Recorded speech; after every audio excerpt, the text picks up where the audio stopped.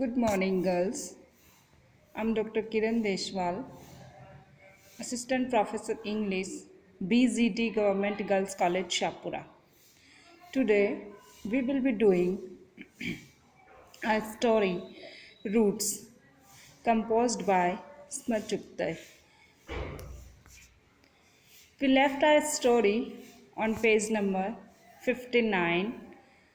Let me sum up in brief what we read in our previous video, which I have shared on WhatsApp group and YouTube link.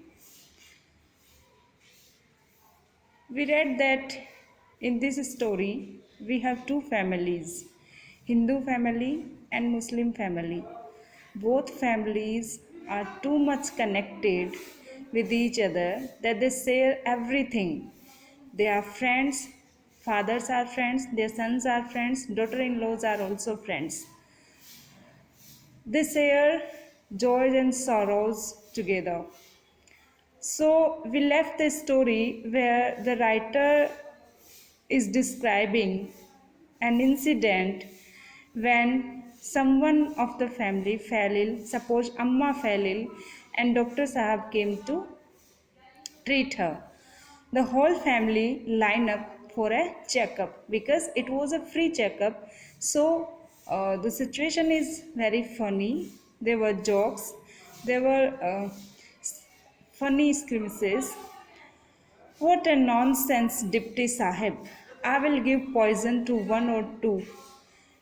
When they line up for a checkup, the doctor perturbed because it was a huge family and everyone was present there with a different problem. So the doctor got irritated and he used to say, "What a nonsense, what you people are doing.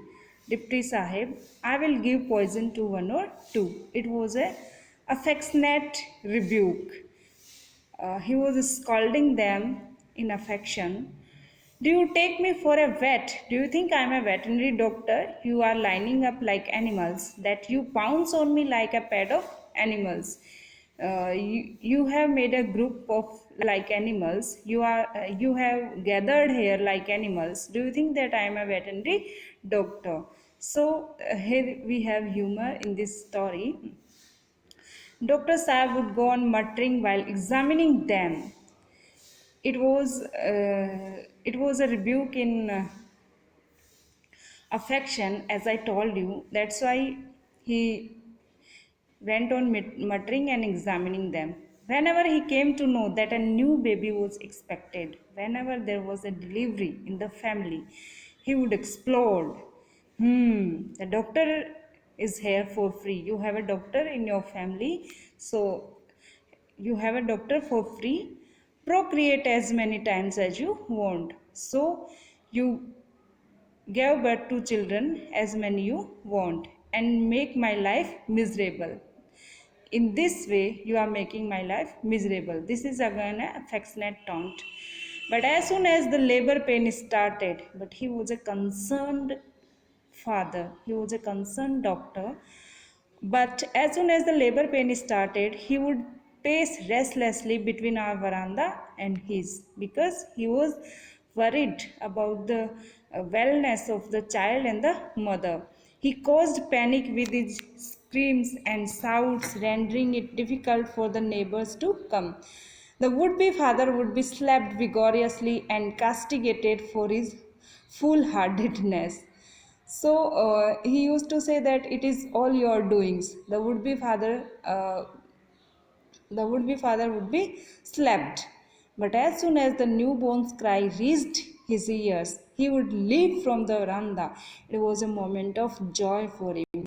To the door and then into the room. He straightly came into the room, followed by Abba in a state of nervousness. He was nervous to know, he was curious to know whether the baby is fine or not.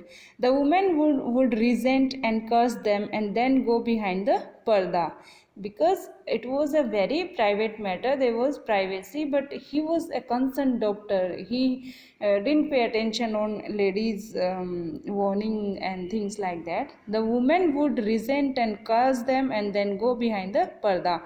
because there was parda system, women used to live in parda. He would examine the pulse of the mother. As I told you, he was worried about the child and the mother, about the well-being of the child and the mother. Then he reached into the room and checked the pulse of the mother and the baby and pat her back. Good sir, my lioness. Then he would cut the umbilical cord and bath the baby. It was his work to check the baby and the mother. Abba would nervously act as a clumsy nurse to him because Abba was not habitual of all these things, but just of affection, just to give him company, just to give company to Dr. Sahib, he used to assist him. Then Amma would start screaming, God's curse, these men have no business to be here. It's not their work, it's our work, it's the work of women of the house. Why they are here? Amma would mutter. Under these circumstances, both would slink away like two chastised children. Amma's rebuke forced them to leave the place. So, in these paragraphs, the writer is explaining or describing or narrating the incidents before this partition. She is telling that before partition, both families lived together, shared everything. There was joy, there was happiness, they were very happy. When Abba was paralyzed, there are always ups and downs in families. So, when Abba was paralyzed, this is the situation when Abba got ill. When Abba paralyzed, Roopchandji, the doctor, the head of the Hindu family, had retired and his medical practice was restricted to his own house and ours. He was a retired doctor now. He is old now. So his medical practice also restricted to these two houses, Abba's house and Dr. Z's house. Abba was being treated by some other doctors, but Roopchandji would keep constant vigil along with Amma and the nurses. It was his duty as a friend. He was very cautious, he was very careful about the well-being, about the health of his friend. After Abba's passing away, but he could not be saved, so Abba passed away. After Abba's passing away, he took the responsibility of the Muslim family also. He felt a new sense of responsibility besides the affection he had always towards the members of our family, because he was the friend of the Abba. He was a friend of the father of Muslim children. So after passing away, when Abba passed away, it was his responsibility to look after the children. He would go to the children's school to get the fees waived, prevent Gyanchand from charging on the girls' dowry.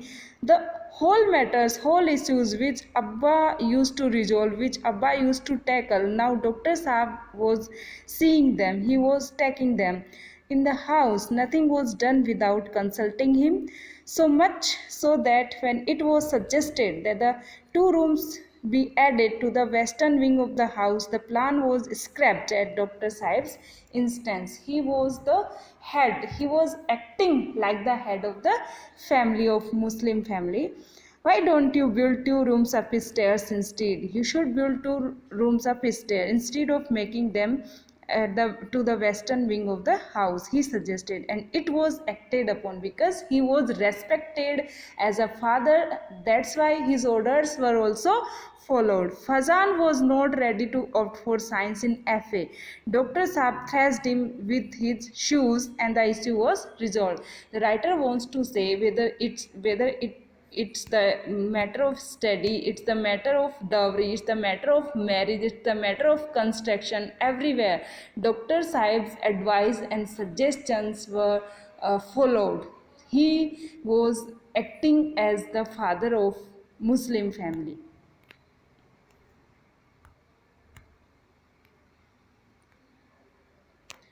When Farida fought with her husband and returned home, her husband sought Dr. Sahib's help. In every family matter, Dr. Sahib interrupted intervened and the matter were resolved. As Sila entered his family as the wife of his youngest son, the problem of having to hunt for a midwife was solved. She would run from the hospital as soon as word was sent. Sila was the daughter-in-law of Dr. Saib. She was a nurse, and when she came into the family as a daughter-in-law, the problem of a nurse was solved.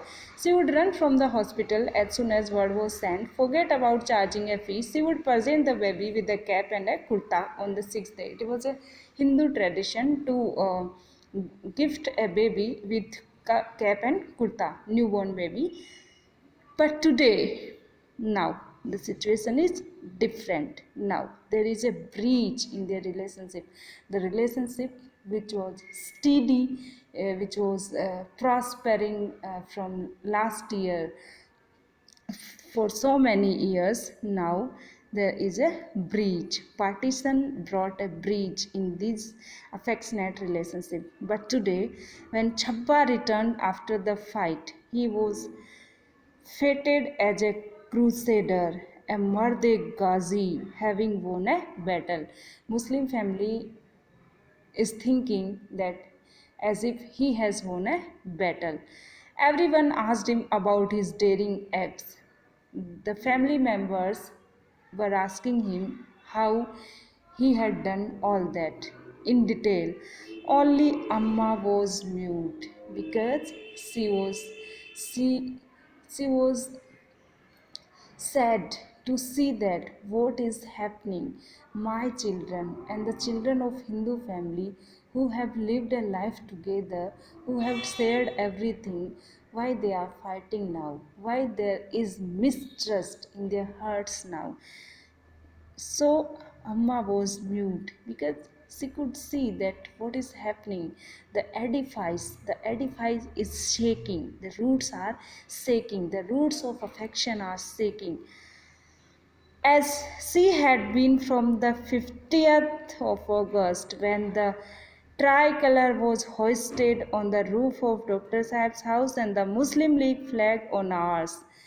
Then Amma understood that this partition will also separate us, also separate our families. Between these two flags, tricolor and Muslim League's flag, there was a chasm miles wide. There was a wide gap between these two flags. Amma would look at its bottomless depth with her melancholy eyes. Amma was sad. Amma was in grief and shudder. She was shuddering with pain, with uncertainty. Then, like a deluge, like a flood, refugees began to arrive from Pakistan, and they spreading rumors as the relatives of the eldest daughter-in-law arrived from Bhagalpur, having lost all their possessions and somehow escaping with their lives. The chasm widened, and then, when the in-laws of Nirmala arrived from Bhagalpur in a half-dead state, the chasm became filled with venom-spewing snakes. So there was poison in the relationships. There was rumors which added salt in the situation, and the situation became worst. We will be continue in our next video. Thanks for watching.